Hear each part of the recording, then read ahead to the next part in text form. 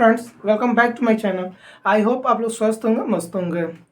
इतने दिनों से वीडियोस नहीं आ पा रहे थे क्योंकि मैं निजी कारणों की वजह से यहाँ पे गांव पे नहीं था। ठीक है, लेकिन अब से अब रेगुलर वीडियो अपलोड होते रहेंगे। तो आज का जो हमारा विषय है वो है स्नैचिंग, यानी झपट्टा मारे। अगर स्नैचिंग की बात करें तो स्नैचिंग को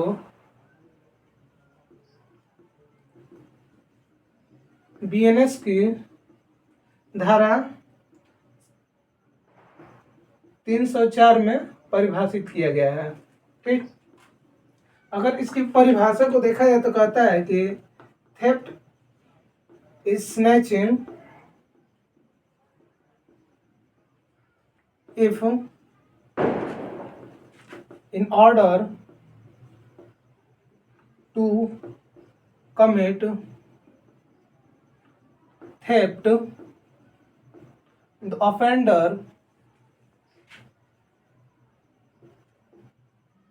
suddenly or quickly or forcibly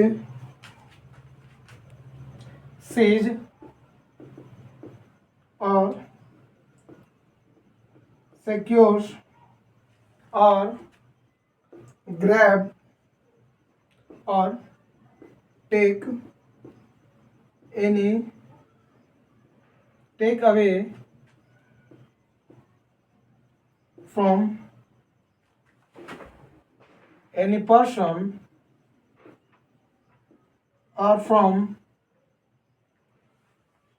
his possession any movable property. यानी झपट्टा मारी की बात की जाए तो कहता है कि चोरी झपट्टा मारी है यदि चोरी करने के लिए अपराधी अचानक या शीघ्रता से या बलपूर्वक किसी व्यक्ति से कब्जे या उसके कब्जे में से कोई जंगम संपत्ति छीन लेता है, अभिग्रहण करता है या प्राप्त कर लेता है, तो उसने झपट्टा मारी का अपराध कारित किया है, यह कहा जाएगा। ठीक, यदि हम लोग थेफ्ट की परिभाषा देखा जाए तो थेफ्ट कहता है कि whoever intending to take dishonestly any movable property out of the possession of any person without that person consent moves that property in order to such taking is said to commit theft।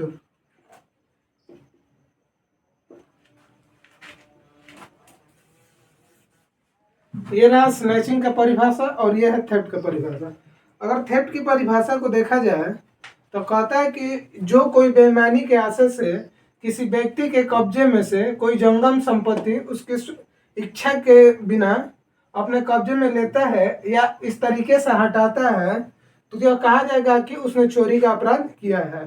ठीक, और snatching की परिभाषा को देखा जाए तो snatching कहता है कि चोरी झपट्टा मारी है यदि अपराधी इस अपराध को करने के लिए अचानक से या तेजी से या बल द्वारा किसी व्यक्ति से या उसके कब्जे में से कोई जंगम संपत्ति ले लेता है, ठीक है, या अभिग्रहण करता है, उसे झपट्टा मारी कहा जाता है। तो आई होप आप लोगों को ये परिभाषा से क्लियर हो गया होगा कि झपट्टा मारी किसे कहते हैं और चोरी किसे कहते हैं। आई होप आप लोगों ने से नोट डाउन कर लिया होगा।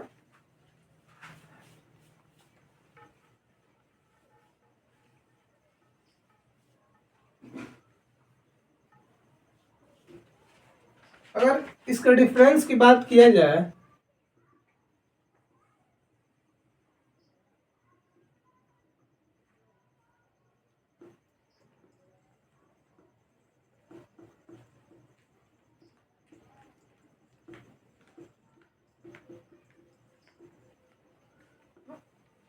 तो पहला डिफरेंस कहता है कि स्नैचिंग की परिभाषा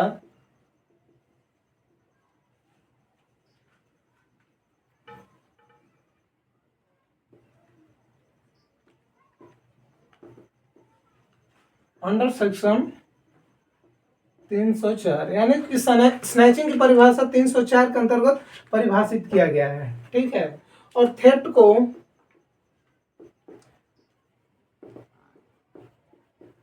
303 के अंदर परिभाषित किया गया है।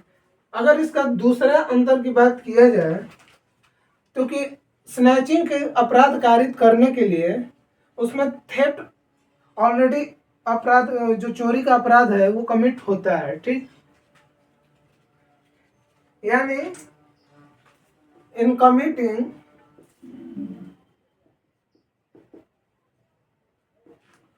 of the offense of snatching, there is always offense of theft before snatching। यानी कि यदि झपट्टा मारी का अपराध कोई करता है तो उससे पहले वो चोरी का अपराध करता है। और तीसरा अंतर देखा जाए तो तीसरा अंतर यह है कि अपराधी हमेशा किसी व्यक्ति के कब्जे में से जंगम संपत्ति झपट्टा मारी से या अचानक शीघ्रता से या बलपूर्वक अपने कब्जे में लेता है, लेकिन चोरी में ऐसा नहीं भी हो सकता है, ठीक। और इसमें इसकी पनिशमेंट की बात किया जाए, जो 4th नंबर डिफरेंस है, तो वो कहता है कि जो कोई चोरी का अपराध करेगा तो उसे सजा के तौर पे, यदि वो अपराध पहली बार किया है और उस वस्तु का मूल्य 500 रुपये से कम है, तो यदि उसके कब्जे में से वो वस्तु प्राप्त कर लिया जाता है या वो लौटा देता है तो उसे सामुदायिक दंड से उसको दंडित किया जाएगा, ठीक। और यदि वह झपट्टा मारी का अपराध करता है तो उसे किसी भी भांति की कारावास से, जिसकी अवधि 3 वर्ष तक हो सकेगी, तथा जुर्माने दोनों से दंडित किया जाएगा। Thank you. आई होप आप लोगों को यह वीडियो पसंद आया होगा। यदि आप लोगों को वीडियो पसंद आया हो और यदि चैनल पर नए हो तो चैनल को सब्सक्राइब कीजिए, लाइक कीजिए तथा बेल नोटिफिकेशन को ऑन कीजिए। Thank you.